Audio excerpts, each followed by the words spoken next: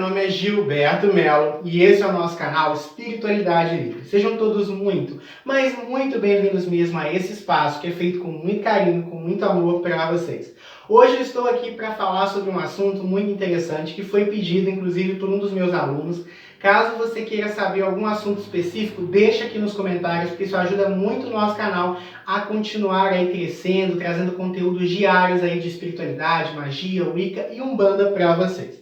Meu nome é Gilberto Melo, eu sou tarólogo, terapeuta holístico, médium e professor de esoterismo, e nesse canal eu trago para vocês diariamente, sim, todos os dias eu estou aqui falando de algum assunto vinculado ao campo da espiritualidade, tá bom? De uma maneira livre, tranquila, para que qualquer pessoa possa compreender esses assuntos.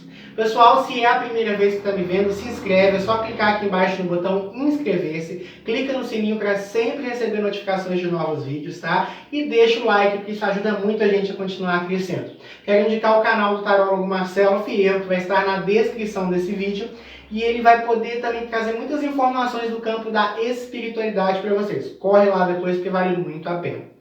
Pessoal, hoje eu vou falar sobre arquétipos.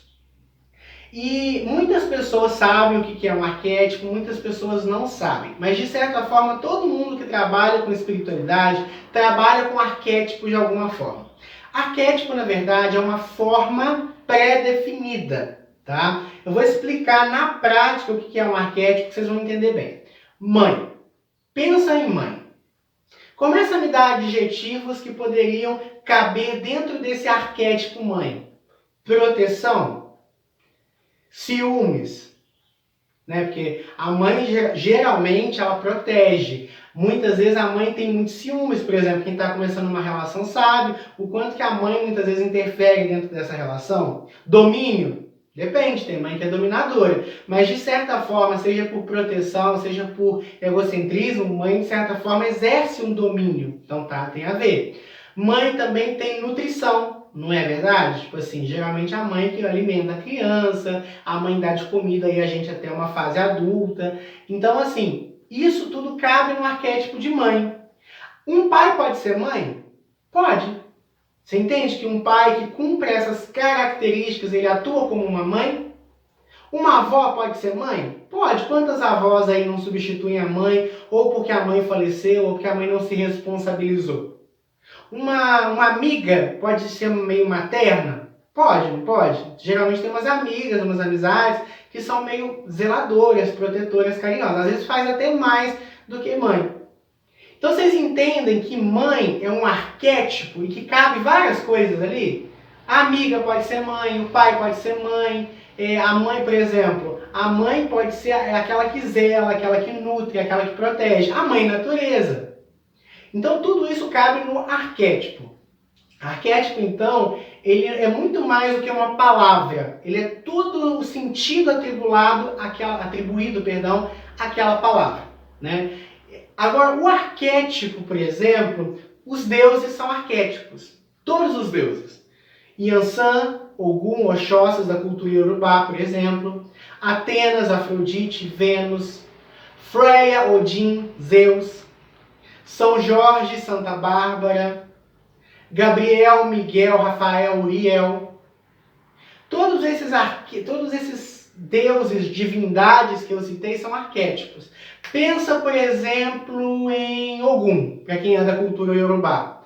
Guerreiro, batalhador, protetor, vence demanda, corta o mal, abre caminhos. Arquétipo. Vamos pensar agora em Atena.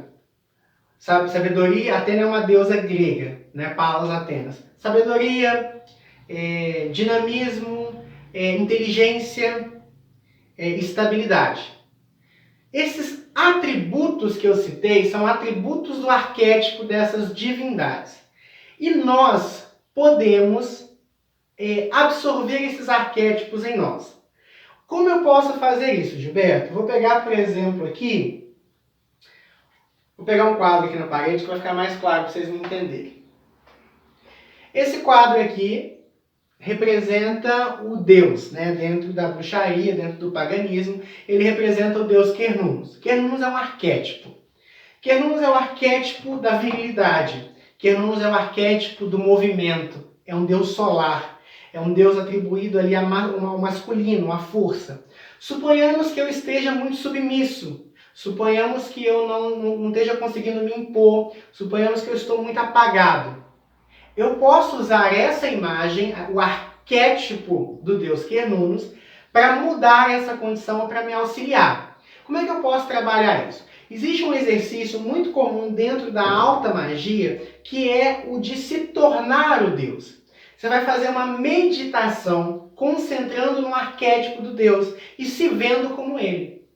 Então, por exemplo, todos os dias eu vou tirar 15 minutos, vou fechar os meus olhos e vou ser um com aquela divindade.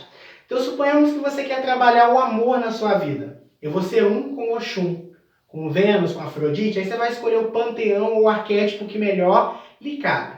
Então, você vai se ver como Oxum, você vai se ver como Vênus, você vai se ver como Afrodite.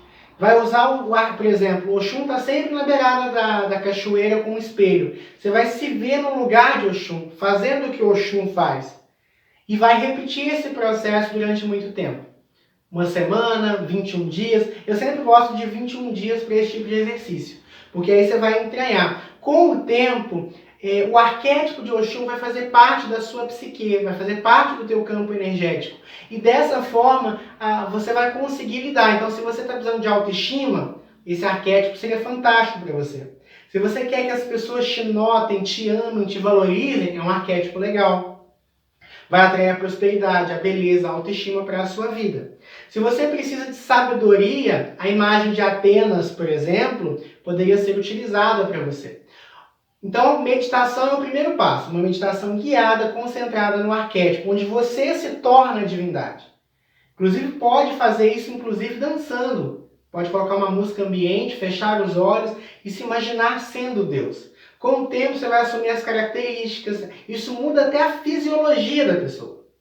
Você pode pegar, por exemplo, no caso do quadro, o quadro do arquétipo, a foto, imprimir, ou mesmo visualizar na tela do teu celular e meditar por alguns minutos todos os dias olhando aquela foto. Os nossos olhos, eles acabam impregnando o nosso mental, que a gente olhando, fixando nos detalhes, você começa a absorver aquilo para você. É uma forma. Uma outra coisa legal também é pegar uma foto e colocar no seu bolso, na carteira e andar com você. Quanto mais vínculo e contato você tiver com essa energia, mais você vai conseguir trabalhar esse arquétipo e atrair aquilo para a sua vida. Uma outra coisa legal também é começar a se ver no dia a dia com aquele arquétipo que você está utilizando. Por exemplo, vamos imaginar que você está usando o arquétipo de Buda. Você quer se espiritualizar, você quer equilibrar suas emoções. Em cada situação onde você for confrontado a tomar uma decisão, você vai pensar, o que Buda faria aqui? E seguir por aquele caminho. E você pode alinhar todas essas técnicas juntas também, que é uma coisa possível.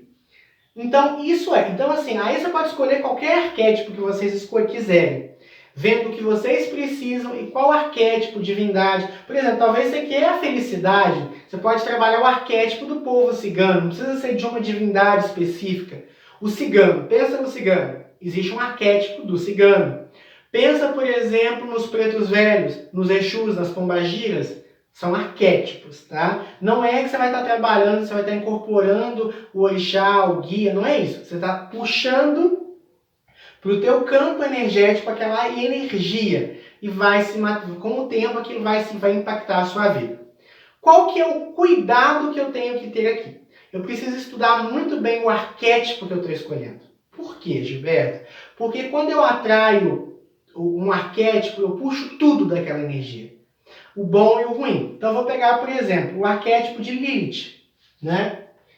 Aqui tem uma imagem de Lilith, eu gosto muito, mas Lilith tem algumas características dentro dela que, dependendo da tua vida, não são legais. Por exemplo, o arquétipo de Lilith é contra o casamento, tá? Então, assim, já começa por aí. Ela é uma divindade maravilhosa, eu adoro, eu sou um sacerdote de Lilith dentro da bruxaria, né? Apesar de homens, de modo geral, não estarem muito vinculados ali ao culto a ela, eu presto esse culto há muitos anos e assim não posso reclamar da ação dela, mas eu compreendo as nuances dessa divindade. Todas as divindades, energias e arquétipos possuem nuances particulares. tá? Energias da natureza, de modo geral, são amorais, tá? Eles não são nem bons nem ruins. No momento que eu puxo um arquétipo, eu acabo atraindo aquilo. Vou te contar uma história, só para vocês me entenderem o risco de trabalhar com um arquétipo equivocado. Uma aluna minha, né, uma pessoa que eu gosto muito, ela foi fazer um ritual coletivo num determinado lugar. E nesse determinado local foi trabalhado as deusas guerreiras, as deusas negras, entre elas Lilith, Yansan e tantas outras. Porém, não foi má fé, foi falta de explicação nesse espaço. Porque a pessoa podia pedir qualquer coisa. Aí essa aluna minha pediu paz no casamento dela. Você tem noção do que é pedir para que... Não pediu paz, na verdade. Ela pediu para resolver os conflitos da relação.